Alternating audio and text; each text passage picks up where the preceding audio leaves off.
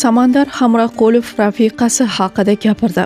Assalomu alaykum, hurmatli tomoshabin. Tezkor yangiliklardan xabardor bo'lib turishni istasangiz kanalimizga obuna bo'lib, videolarimiz davomida bir dona like tugmachasini bosib qoldirishni unutmang.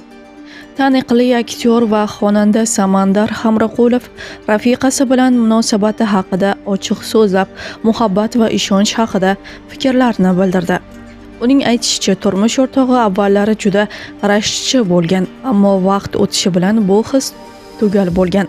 Rafiqam juda rashk qilardi, meni yaxshi ko'rardi, biroq o'ziga yarasha rashk ham qilardi. Hozir esa ishonadi, chunki oramizda shunday ilohiy ishonch borki, Allohga shukr. Agar 10 yilga ketsam ham qalbi xotirjam, men xiyonat qilmasligimga ishonadi, deydi Samandar. Unga ko'ra turmush qurishdan oldin ham u duo qilgan. Shunday rafiqani bersinki, umrim oxirigacha bir ayol bilan yashay, hech qachon nafsimga ergashib, xato qilmay. Samandar xotinining o'rnini ham alohida e'tirof etadi.